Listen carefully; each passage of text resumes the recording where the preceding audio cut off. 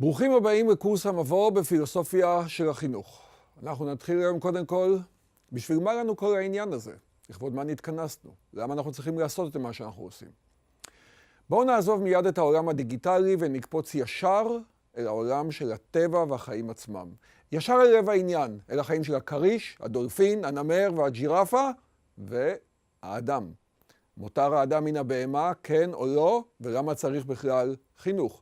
כריש הוא כריש, דולפין הוא דולפין, ואני חושב שאף אחד מהם לא חושב שהוא יכול להיות משהו אחר. אני לא חושב שהכריש אומר, יום אחד הייתי רוצה להיות חביב כמו הדולפין, שיבואו וישחקו איתי, יקראו איתי ויקראו לי פליפר. וגם אני בתור אדם שהולך לשחות בים של אילת, לא מתבלבל בין השניים. אני לא חושב שאולי אם אני אקרא לכריש פליפר, יהיה לי נחמד לשחות איתו. מה לעשות? כל חיה והטבע שלה, וגם הג'ירפה לא חושבת להיות חפרפרת, והנמר לא חולם להיות ינשוף. רק בני האדם לא יודעים איך להיות בני אדם.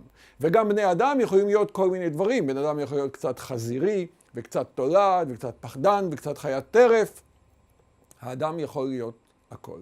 ובאמת בני אדם מתמודדים עם השאלה, ורק בני אדם מתמודדים עם השאלה, איך להיות בן אדם, ולכן אנחנו עוסקים בשאלה גם של החינוך.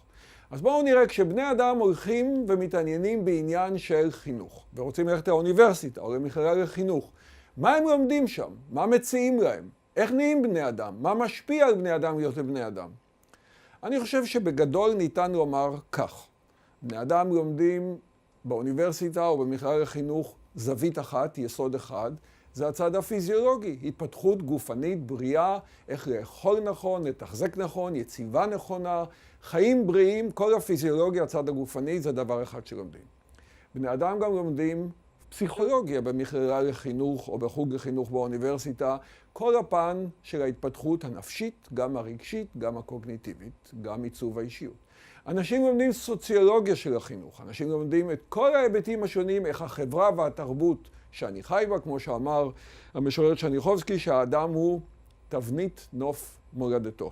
בני אדם מתעצבים על ידי הסביבה החברתית-תרבותית שבה הם גרים. ולומדים גם היסטוריה של החינוך, כל מיני תהליכים בראשית ההיסטוריה, מה בני אדם חשבו על חינוך ומה הם עשו. אבל אנחנו נתכנסנו כאן לא בשביל הפיזיולוגיה ולא בשביל הפסיכולוגיה ולא בשביל הסוציולוגיה ולא בשביל ההיסטוריה, התכנסנו בפילוסופיה של החינוך. כי הפילוסופיה של החינוך, מה שמייחד אותה, היא לא מרחיבה לנו את הדעת מה מעצב אותנו, איך זה עובד, מה החוקיות. היא אומרת לנו, תעצרו רגע אחד. בואו נראה אולי כאנשים חופשיים, אולי גם אנחנו יכולים להשפיע באופן עצמאי על החיים שלנו. אולי אנחנו לא צריכים להיות שפוטים של הגורל שלנו. אולי אני יכול לעסוק לא רק במצוי, אלא אולי גם בראוי. אולי העובדה שאיך שחיים במדינה שלי זה לא בדיוק איך שטוב לחיות במדינה שלי. איך אני יכול להיות אדם יותר אוטונומי, לא להיות תוצר סביר של המציאות, אלא להיות מעצב פעיל של חיי. איך אני לוקח אחריות על חיי? To become my own person, להיות אדם שעומד בזכות עצמו. ובאמת הפילוסופיה היא התחום הידוע מאז המאה החמישית פחות או יותר לפני הספירה, ונעבור על זה ונלמד את זה במפגשים שלנו, איך אני יוצר ונותן לעצמי דין וחשבון.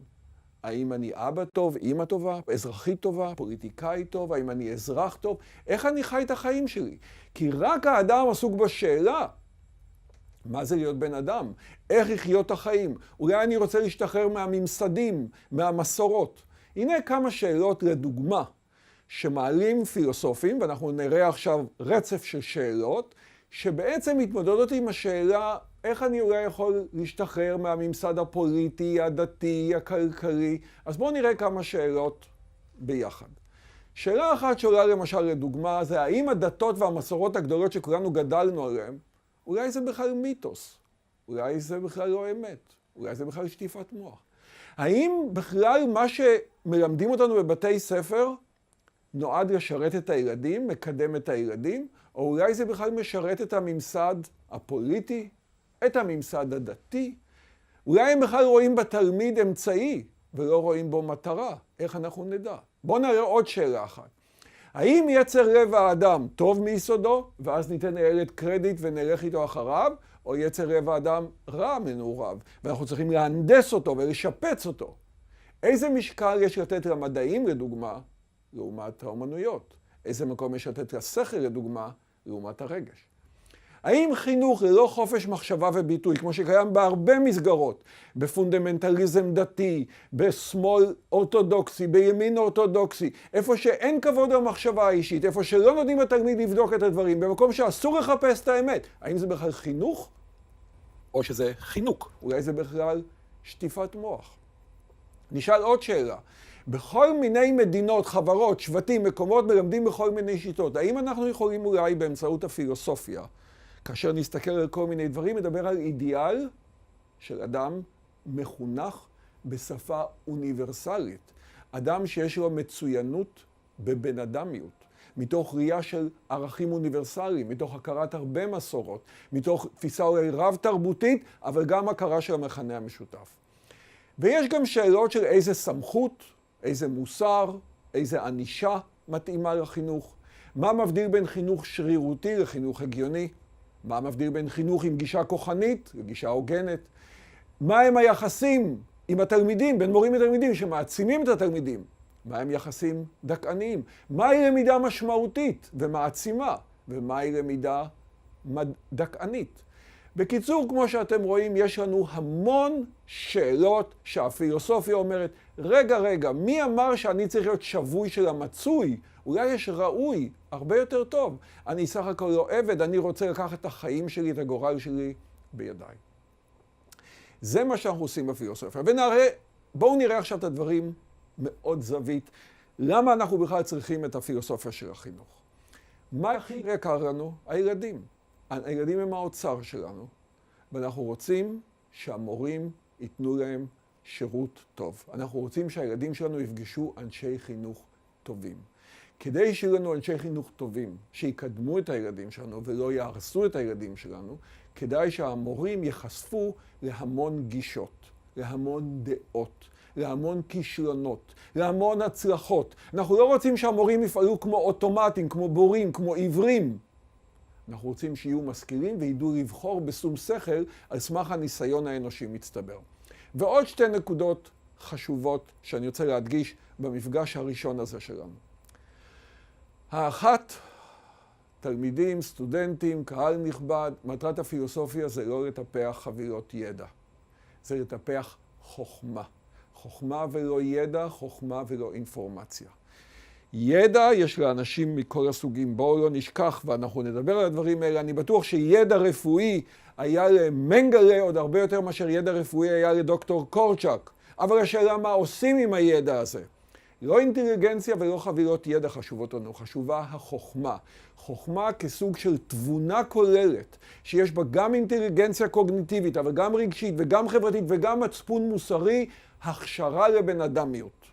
איך לחיות טוב? המבחן של החוכמה הוא בברכה שזה מביא לבני אדם. ברכה לפרט וברכה לכלל.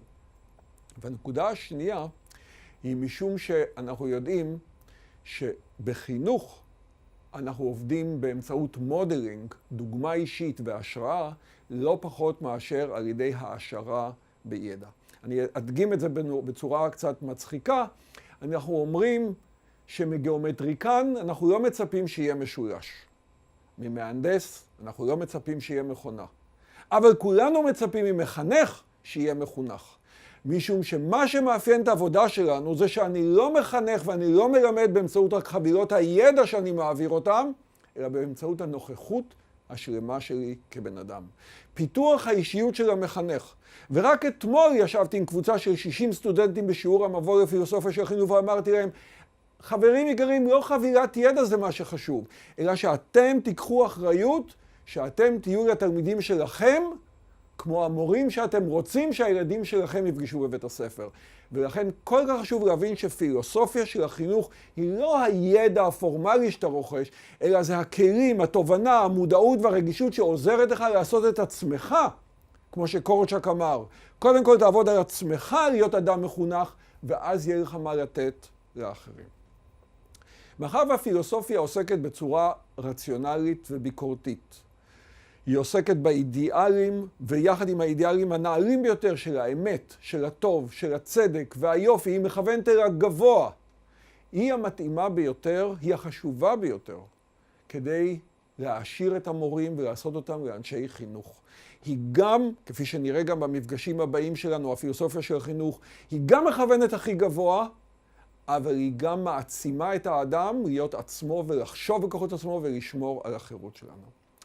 בואו נתחיל קצת לסכם דברים מהמפגש שלנו. הקורס שלנו בפילוסופיה של החינוך, הלוואי, יאפשר לכולנו לחשוב בצורה יותר עצמאית, יותר מושכלת, יותר ערכית, יותר ביקורתית. היא דורשת מכם שתכבדו את עצמכם, שלא תזלזלו בעצמכם, שלא תהיו אוטומטים, שלא תהיו רובוטים, שלא תהיו שפוטים. תאהבו את עצמכם, תכבדו את עצמכם, תחושת הערך העצמי והמסוגלות של עצמכם על איזה בני אדם אנחנו רוצים להיות. ואיך עוזרים אחר כך לתלמיד, שהשאלה הכי חשובה כשאני קם בבוקר, איך אני עושה את עצמי לאדם טוב יותר? ונעסוק בשאלות של טבע האדם, כי אין תשובה אחת בפילוסופיה של החינוך. זה לא דת ולא אידיאולוגיה. אין תשובה אחת. יש תשובות שונות של טבע האדם, של המידות הטובות, של האידיאלים, של מהי חברה טובה, צודקת וראויה. ואנחנו מתמקדים עכשיו הלאה, מה תהיה ההתמקדות שלנו בקורס? תהיה לנו התמקדות גם בידע, גם במיומנויות, גם במידות טובות, משום שאמרתי לכם, אנחנו עוסקים בחוכמה, בהכשרה לבן אדמיות, ולכן אנחנו צריכים דברים מגוונים. אנחנו צריכים גם ידע מושגי על שפת החינוך, כמו שיש שפת הפסיכולוגיה, שפת הסוציולוגיה, גם ידע על גישות שונות לאורך ההיסטוריה, כדי שתבחרו.